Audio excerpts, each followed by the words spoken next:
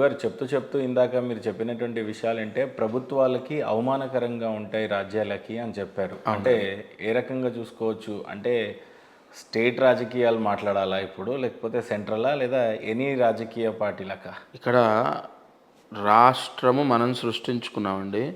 ప్రపంచంలో ఇప్పుడు సపోజ్ ఉదాహరణకు ప్రపంచం మొత్తంలో రాజులు ఒక 170 మంది ఉన్నారు, లేదా స్టేట్ వైజ్ తీసుకుంటే ఒక 400 మంది, ఒక 1000 మంది ఉన్నారు. అందరికీ ఆమోదిస్తుంది. ఖచ్చితంగా ఎక్కువగా ఇక్కడ ప్రభుత్వంలో రూలింగ్లో ఉన్నటువంటి ఎవరికైనా గుర్తుపెట్టుకోండి, ఇప్పుడు మీరు అనుభవించే స్టేటస్, మీరు కష్టపడి ఎంత టాలెంట్ ఉపయోగించినా కలిసి రాకపోతే మీరు ఈ స్థితిలో ఉండరు. 100% ఇది ప్రూవ్డ్ అండి. ఇప్పుడు వీసా ఇంటర్వ్యూకి అందరూ నాలెడ్జ్ ఉన్న వాళ్ళే వెళ్తారు.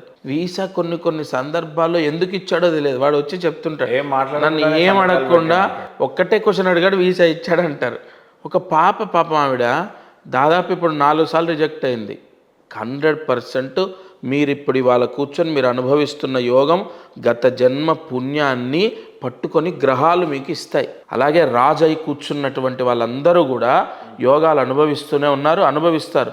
బట్ దీని ప్రభావం కూడా అనుభవించక తప్పదు. కానీ దేని బేస్ చేసుకొని చెప్తున్నారు? కొంపదీసి ఈ మధ్య కాలంలో ప్రభుత్వాలు ఫామ్ అయ్యి కొద్దిగా క్లిష్ట పరిస్థితుల్లో అప్పులు చేసిన పరిస్థితులు ఎక్కువగా కనపడతా ఉన్నాయి. దీన్ని చూసి మీరు ఏమైనా చెప్తున్నారా, లేకపోతే నిజంగానే శాస్త్రాన్ని ప్రామాణికంగా తీసుకొని చెప్తున్నారా?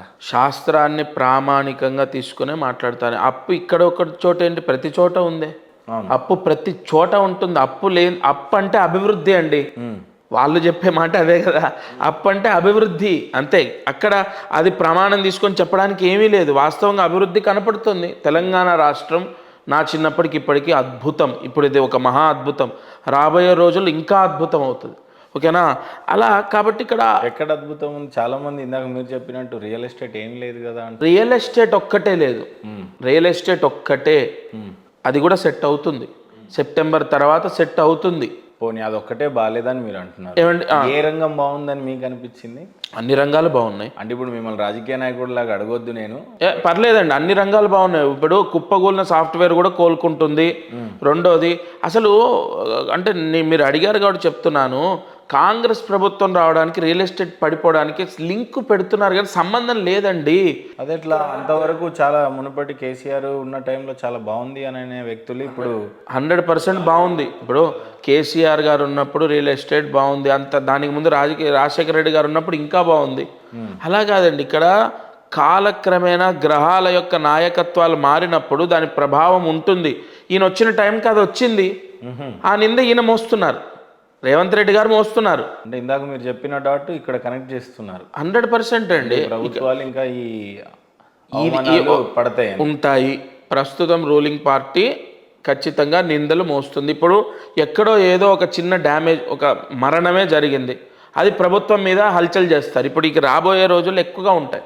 ఏదన్నా ఒక చదువుకునే విద్యార్థో లేదా ఇంకోటో ప్రతి ఇన్స్టెంట్ ఇంకా ప్రభుత్వానికే లింక్ పెట్టి దీనివల్లే మీ యొక్క అశ్రద్ధ వల్ల, మీ చాతగానితనం వల్ల అనేవి ఉంటాయి. అది జరుగుతూనే ఉన్నాయి, కామన్. బట్ ఈ 6-7 నెలలు ఎక్కువగా ఉంటాయి. రెండోది, అసలు రియల్ ఎస్టేట్ కుప్పగోలిపోవడానికి కాంగ్రెస్ ప్రభుత్వానికి సంబంధాలు ఏంటి? ఏమన్నా కాంగ్రెస్ ప్రభుత్వం సడన్గా రేట్లు లక్షలు పెంచాయా లేదా డౌన్ చేశాయా? ఏమి ఉండదు కదండి. బేసిక్ అంటే దెబ్బ పడినప్పుడు, ఇప్పుడు నాకే ఇంట్లో మా భార్యకి నాకు గొడవ అయిందనుకోండి, నేను ఏదో ఒకటి లింక్ పెట్టుకుంటాను. ఆ రోజు నేను ఎదురు రావద్దు అంటే ఇక చూసినా వాడు అసలే ఒంటి కన్ను మెల్లకన్నుడే వాడు అని నేను ఏదో అంటాను, బాధలోనో కోపంలోనో. లేదంటే ఉదాహరణకు ఒక కొబ్బరికాయ కొడితే అది డ్యామేజ్ అయింది అనుకోండి, ఆ రోజే నాకు ఒక క్లయింట్ డబ్బులు ఇస్తాను, ఇవ్వలేదు. చూసా దీనివల్ల అయిందని నేను నా మైండ్ అన్నీ చెప్పేవాడిని. నేనే మా గురువుకి ఎవరికి ఫోన్ చేస్తే ఆయన ఏమంటాడు, రేపు పొద్దున్నే శివాలయానికి వెళ్ళు, అభిషేకం చేయి. ఎలాగూ టైం టేకింగ్ ప్రాసెస్లో పని అవుతుందండి. ఒకటి గుర్తుపెట్టుకోండి సార్, ఫ్యాక్ట్ ఏంటో తెలుసా, ఏ పని అయినా డిలే అయిన పని రేపో ఎల్లుండో అవ్వవలసిందే. అప్పుడు గురువులు ఏం చెప్తారంటే, నీకు ఈ గ్యాప్లో నువ్వు భయపడకుండా ఉండడానికి ఫలానా జపం చేయి. ఆ జపం అయిపోయేసరికి 6 రోజులు పడుతుంది. ఈ 6 రోజులు నాకు ఇవ్వాల్సిన డబ్బు ఖచ్చితంగా ఇస్తాడు.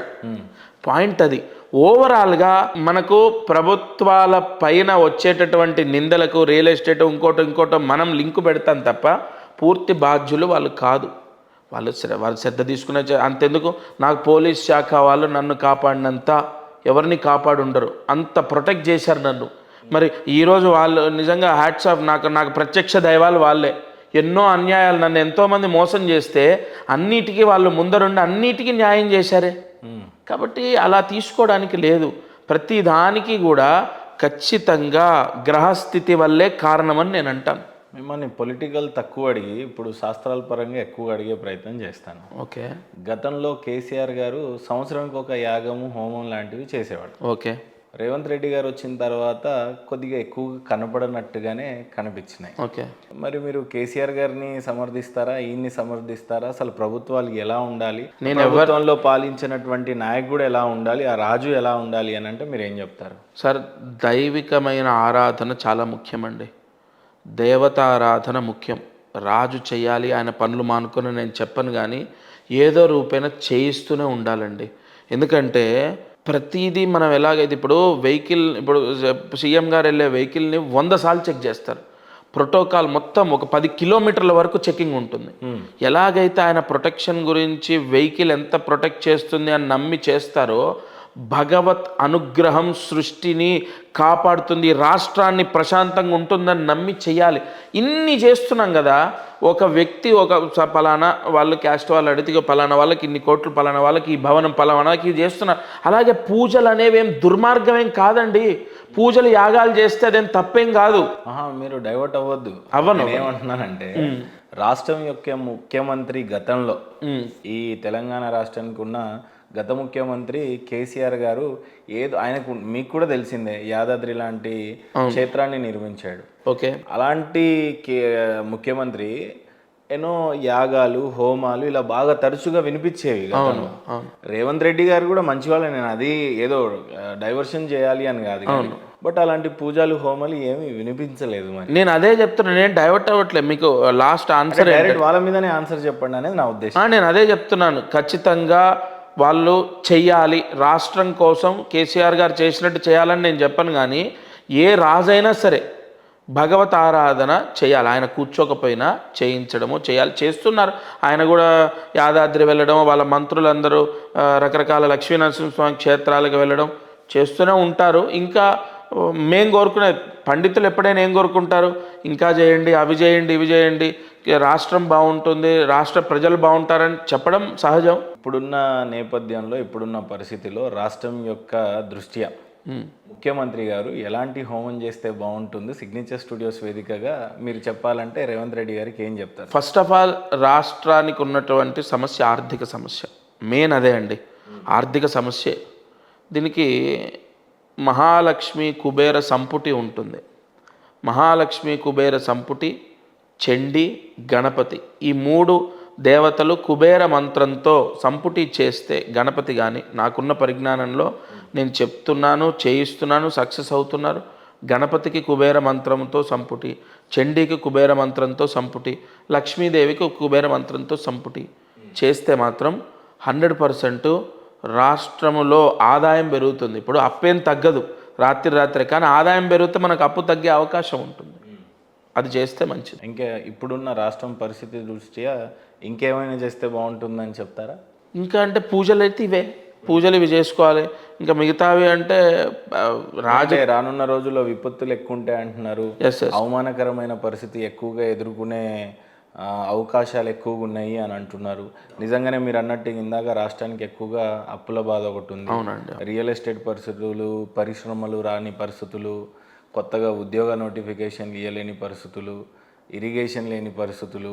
ఒకప్పుడు ఏదో ఒక ప్రాజెక్ట్ నడిచేది, ఇప్పుడు అలాంటి ఇరిగేషన్ లేదు. లేదంటే మూసీ ప్రాజెక్ట్ని స్టార్ట్ చేస్తానన్న సీఎం కేసీఆర్ మన రేవంత్ రెడ్డి గారేమో బడ్జెట్ ఇవ్వలేదు కేంద్రం అని చెప్పేసి, అది కూడా ఎటు పోయిందో తెలియట్లేదు. లేదండి. ఇప్పుడు ఇది మీరు అదే ఇప్పుడు మీరు అడిగే ప్రశ్నలన్నీ చూడండి. ఇప్పుడు ఆ గ్రహాల యొక్క ప్రభావం మీ నుంచే స్టార్ట్ అయినట్టుగా, ఆ నీడ పడ్డట్టుగా ఇప్పుడు అదే నేను అన్నది, నిందలు ఎక్కువైపోతాయి. ప్రభుత్వ పరిపాలకులకు నిందలు ఎక్కువైపోతాయి. ఇప్పుడు అది లేదని ఇది లేదని మన ఒకటి ఉంటే ఇంకోటి ఎట్లాగో ఉండదు. అన్నీ ఉండొద్దు, బాగా ఏమన్నా రెమెడీ మీరు అన్ని కోరికలు ఎప్పుడు కేసీఆర్ గారు కాదు ఎవరున్నా సరే అన్ని కోరికలు 100% ఫుల్ఫిల్ అవ్వడం అసంభవం. బాగా చెప్పారు గురుగారు, అది 100% ఫ్యాక్ట్ అండి. బట్ ఎక్కువగా శ్రద్ధ తీసుకోవాల్సినవి మాత్రం సెప్టెంబర్ తర్వాత తీసుకుంటారు. అన్నీ 1 by 1 క్లియర్ చేసుకుంటూ వస్తారు. ఇంకోటి ఆయన జాతకంలో కూడా గురువు మహారాజయోగాన్ని ఇస్తున్నాడు, స్టార్ట్ అవుతుంది. ఇటు కేసీఆర్ గారికి కూడా అర్ధాష్టమ శని పోతుంది, ఇద్దరికి యోగం స్టార్ట్ అవుతుంది. ఎట్లా లే ఇక్కడ వ్యక్తిగతంగా ఇప్పుడు ఇద్దరికి యోగం స్టార్ట్ అయితే ఇద్దరు సీఎం అవుతారు అలా కాదు నా ప్రిడిక్షన్. ఆయనకున్న బ్యాడ్ టైం క్లోజ్ అయిపోయింది 2.5 years కేసీఆర్ గారికి. ఇప్పుడు 2.5 సంవత్సరాలు 9, మళ్ళీ 2.5 సంవత్సరాలు 10, మళ్ళీ 2.5 సంవత్సరాలు 11, అంటే 7.5 ఏళ్ళు విపరీత రాజయోగంలో ఉంటారు కేసీఆర్ గారు. 7.5 సంవత్సరాలు విపరీత రాజయోగంలో ఉంటారు. అలాగే ఇటు రేవంత్ రెడ్డి గారికి వస్తే 9, 10, 11, 3 అంటే 3 + 1 4, 5, 6, ఈయనకు కూడా 6 సంవత్సరాలు గురువు కాపాడతాడు, ఇటు శని కాపాడతాడు. 2 బలమైన గ్రహాలే ఆస్ట్రాలజీలో. ఇటు గురు పాలితము ఒక వర్గం, ఇటు శని పాలితం ఒక వర్గం. అంటే స్టేట్లో ఒక బలమైన ఫైట్ ఉండొచ్చేమో వల్ల ఉండొచ్చు. అంటే 2026 ఎండింగ్లో స్టార్ట్ అవుతుందండి, అక్టోబర్ తర్వాత. ఎందుకంటే అక్కడ గురువు ఎప్పుడైతే కర్కాటక రాశిలోకి వచ్చి ఉచ్చ స్థానంలోకి వస్తాడో అప్పుడు 100% విపరీతంగా ప్రతిరోజు బ్రేకింగ్ న్యూస్లే ఉంటాయి. అది ఛాన్సెస్ ఉన్నాయి. కేసీఆర్ గారు ఎక్కువగా జాతకాలని నమ్మి ఈ మౌనం పాటించారంటారా పోనీ? మరి 100% బికాజ్ ఆఫ్ మీరు చూడండి 2.5 years ఆయనకి టోటల్ అష్టమ శని. ఆయనది ఆశ్లేష నక్షత్రము, కర్కాటక రాశి, మేష లగ్నము. ఆయన పుట్టినటువంటిది 1954లో లగ్నస్థానం నుంచి శని తీసుకుంటే పాపస్థానంలో ఉన్నాడు. ఇంకోటి మేష రాశికి బాధకుడు శని, గుర్తుపెట్టుకోండి. అదే శని అష్టమ స్థానంలో, రాశ్యాతు తీసుకుంటే చంద్రాతు అష్టమంలోకి ఉన్నాడు, ఇటు లగ్నాతు తీసుకుంటే బాధక స్థానంలో ఉన్నాడు. అప్పుడే కరెక్ట్గా ఎఫెక్ట్ పడింది, ఆయన అపజయాన్ని పొందారు. ఓకేనా? ఇదే మళ్ళీ రేవంత్ రెడ్డి గారికి ఆ టైంలో యోగం ఫామ్ అయింది. మీరు గమనిస్తే సడన్గా ఆయన ఎంత ప్రజాసేవ చేయాలని ఎంత మొత్తుకున్నా కూడా పట్టించుకున్నటువంటి ప్రజలు 3 monthsలో ఆయనకు యోగం అనేది స్టార్ట్ అయిన 3 monthsలో ఒక స్థితికి వెళ్ళిపోయాడు. ఇంకా తర్వాత వితిన్ 8 months అంతే సీఎం అయి కూర్చున్నారు. కాబట్టి ఖచ్చితంగా ఇద్దరి జాతకాల్లో యోగం ఉంది. ఈ సంవత్సరం అయితే ఏమి మార్పులే ఉండవు. ఇంకోటి చాలామంది ప్రభుత్వం కూలిపోతుంది, ప్రభుత్వాల్లో ఏమో జరిగిపోతాయి. ఏమీ జరగదు, ప్రభుత్వం ఏం కూలిపోదు. ఈ సంవత్సరం మాత్రం ఈ 100% వాట్ అబౌట్ 26 అనేది తర్వాత 2025 విశ్వవసునామ సంవత్సరంలో సీఎం ఏం మారరు. రానున్న రోజుల్లో కేసీఆర్ గారి ఆరోగ్యం కానీ మళ్ళీ ఆయన్నే ఈ రాష్ట్రానికి తిరిగి ఏలినాటి శని వచ్చేంత వరకు ఆయనకు ఆరోగ్య సమస్యలు ఉండవండి. ఏలినాటి శని ఎప్పుడు వస్తుంది? 7.5 సంవత్సరాల తర్వాత. అసలు ఇంకా చాలా టైం ఉంది. అప్పటి వరకు అయితే రాజకీయ పరంగా ఆరోగ్యపరంగా బాగానే ఉంటారు, ఏమి ఇబ్బంది లేదు. సో ఇక చూస్తే చాలామంది ఎదురు చూస్తుంది అయితే ఉగాది, కొత్త సంవత్సరం రానుంది. గత ఉగాదిలో చూసినట్లయితే చాలా బాగానే సాగింది, కానీ కొంత క్రోధినామ సంవత్సరం అని చెప్పి కొంత కోపం అనో ఏదో చెప్పారు. మరి ఇప్పుడున్న ఉగాది ఏ రకంగా ఉండబోతుంది? రానున్న ఈ సంవత్సరం మనకి ఇప్పుడు కొత్త సంవత్సరం కాబట్టి ఏ రకంగా ఉండబోతుంది అంటారు? ఫస్ట్ ఆఫ్ ఆల్ ఈ ఉగాది విశ్వవసునామ సంవత్సరం అనేది శుభం, గంధర్వ యోగం అంటారు ఈ సంవత్సరాన్ని. ముఖ్యంగా ఎక్కువగా అంటే మామూలుగా ప్రతి సంవత్సరం గ్రహనాయకత్వాలు మారుతాయి, గ్రహాలు మారడం తక్కువ ఉంటాయి. కానీ ఈ సంవత్సరం శని మారుతున్నాడు, గురువు మారుతున్నాడు, రాహు మారుతున్నాడు, కేతు మారుతున్నాడు. ప్రధానమైన అత్యంత బలమైన గ్రహాలు 4 మారుతున్నాయి. వాళ్ళున్న పొజిషన్ నుంచి వేరే పొజిషన్లోకి వెళ్తున్నాయి. అంటే 100% ఈ సంవత్సరం ఎక్కువగా శుభాలు జరుగుతాయి. పెళ్ళిళ్ళు అవ్వచ్చు, ప్లేస్మెంట్స్ మారుతాయి, ఉన్న పొజిషన్కి ఎక్కువ ట్రాన్స్ఫర్స్, ప్రమోషన్స్, ఇవన్నీ కూడా జరుగుతాయి ఈ సంవత్సరం. మీరు చూడండి సెప్టెంబర్ తర్వాత ఎంతమంది ట్రాన్స్ఫర్ పెట్టుకున్నారు, అందులో 70% ట్రాన్స్ఫర్స్ అవుతాయి వాళ్ళు కోరుకున్న ప్లేసెస్కి, లేదా వాళ్ళకు 100% బెనిఫిట్ అయ్యే ప్లేస్కి వెళ్ళడం, జీతం పెరగడం. ఓవరాల్గా అయితే గ్రహాల యొక్క యోగం ద్వారా ఈ విశ్వవసునామ సంవత్సరంలో శుభాలు ఎక్కువ జరగడానికి అవకాశం ఉంది. పెళ్ళిళ్ళు, ముఖ్యంగా వివాహాలు ఎక్కువ జరుగుతాయి. అండ్ జీతం పెరగడం అవ్వచ్చు, ట్రాన్స్ఫర్స్ అవ్వచ్చు, ఓవరాల్ అయితే బెనిఫిట్స్ ఎక్కువ ఉంటాయి. సెప్టెంబర్ తర్వాత ఇంకా ఉంటాయి. అంటే ఎక్స్పెషల్లీ అంటే ఈ సంవత్సరంలో first half average, second half అద్భుతం. ప్రభుత్వాలకైనా కామన్ ప్రభుత్వాలకైనా మనకైనా అందరికీ. అయితే గురుగారు, ప్రధానంగా హిందువులందరికీ కూడా భావించేటువంటి ఉగాది ప్రతిసారి ఎదురు చూస్తారు. అంటే శాస్త్రాన్ని ఎక్కువగా అనుసరించే వారికి ప్రతి ఉగాది కూడా ఏ రకంగా ఉంటుంది అని చూస్తూ ఉంటారు. సో ఈసారి ఉగాదిని ఏ రకంగా రిసీవ్ చేసుకోవాలి అని అంటారు? ఈసారి ఉగాది హ్యాపీగా తీసుకోవాలి. ఎందుకంటే ఇటు మెయిన్ పెద్ద పరిశ్రమలు, ఇప్పుడు వ్యాపారాలు తీసుకోండి, ఇక్కడ రాహు ప్లేస్మెంటు, శని ప్లేస్మెంటు, గురువు ప్లేస్మెంట్ ఇవి చాలా అవసరం. ఇప్పుడు వృషభ రాశిలో శని కన్నా మిథున రాశిలో వ్యాపార యోగాన్ని ఇస్తాడు. కాబట్టి వ్యాపార రంగంలో ఉన్న వాళ్ళకు చక్కటి ప్రాఫిట్స్ అనేవి లభిస్తాయి. ఏం చేస్తే మరి వ్యాపారం అభివృద్ధి? వాళ్ళ కామన్ ఏం చేస్తే అనేది ఏముండదండి. ఇప్పుడు రెగ్యులర్ బిజినెస్లు ఉన్నాయి. ఇప్పుడు ఒక వ్యక్తికి హోటల్స్ ఉన్నాయి, అతనికి ఆటోమేటిక్గా ఏదో ఒక అవసరాలు పబ్లిక్కి రావడం, ఆ హోటల్లో ఉండడం, స్టే చేయడం, ఇతనికి డబ్బిచ్చి వెళ్ళిపోవడం, ఈ గ్రహాల యొక్క మార్పు జరుగుతుంది. ఇక్కడ మిథున రాశిలోకి గురువు ప్రవేశం, వ్యాపార పరంగా బాగుంటుంది. ఇప్పుడు స్కూల్స్ కానీ, కాలేజెస్ కానీ, స్టడీ సంబంధితమైన వ్యాపారాలు, బుక్స్ కానీ ఇవి బాగుంటాయి. అలాగే అసలు ఎనీ కైండ్ ఆఫ్ బిజినెస్ బాగుంటుంది. రియల్ ఎస్టేట్ కూడా సెప్టెంబర్ నుంచి బాగుంటుంది. ఇంకోటి శని మారుతున్నాడు. ఇక్కడ శని మళ్ళీ గురు రాశిలోకి వస్తున్నాడు, అక్కడ కూడా యోగమే. అక్కడే అన్నట్టు గురుగారు, గతంలో రియల్ ఎస్టేట్ బాగాలేకపోయినా ఈ గత సంవత్సరము తెలుగు సినిమాలు మాత్రం ఒక్కొక్కటి 1000 కోట్లు వసూలు చేసినాయి.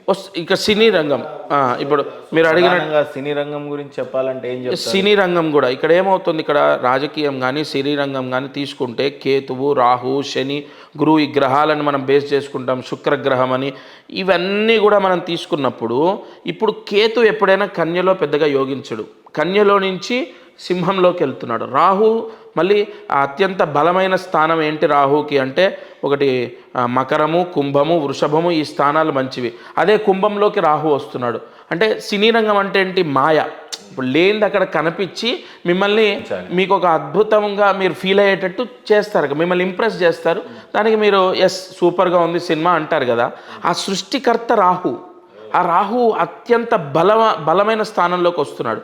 సినీ రంగంలో కూడా అద్భుతంగా ఆదాయాలు ఉంటాయి, ఏ ఇబ్బందులు ఉండవు. అన్ని సినిమాలు హిట్ కావండి. మళ్ళీ అక్కడ పాయింట్ ఏంటంటే,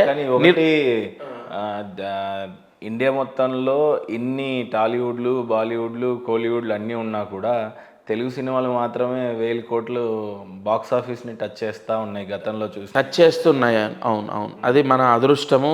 అండ్ ఇంకోటి నిర్మాతల యొక్క యోగం. ఇప్పుడు నేను అదే చెప్పబోతున్నాను, అన్ని సినిమాలు కూడా హిట్ అవ్వాలని లేదు. నిర్మాతల యొక్క బ్యాడ్ టైం నడుస్తున్నప్పుడు, లేదా కొన్ని కాంబినేషన్స్ ఉంటాయి, హీరోకి నిర్మాతకు ఖచ్చితంగా ఇక్కడ depend on hero dates and నిర్మాత డబ్బు, ఈ రెండు, లేదా మధ్యలో ఉన్న డైరెక్టర్, వీళ్ళ ముగ్గురికి కూడా సరైన బలం లేకపోతే కూడా 100% సినిమా స్క్రిప్ట్ బాగున్నా, డైరెక్షన్ బాగున్నా, అంతా బాగొచ్చినా రాంగ్ టైంలోనో ఇంకో సినిమా వచ్చి దాన్ని కొట్టేయడమో ఏదో జరిగి అనుకున్న లాభం రాదు. కొన్ని సినిమాలు మీరు ఎంత బిజీ టైంలో, ఇప్పుడు హనుమాన్ ఉంది, ఎంత బిజీ టైంలో పెద్ద పెద్ద సినిమాలు ఉన్నప్పటికీ కూడా అది హైలైట్ అయింది. అలా వాళ్ళ కాంబినేషన్ కూడా సక్సెస్ని ఇస్తుంది. అది కూడా జాతకంలో డిసైడ్ అయి ఉంటుంది. ఇప్పుడు మేము ఏం మాట్లాడినా గ్రహాలకు అన్వయించి మాట్లాడతాం. కాబట్టి అది అందరూ దాన్ని రిసీవ్ చేసుకోవచ్చు, చేసుకోవచ్చు, కానీ అది ఫ్యాక్ట్. అది గురుగారు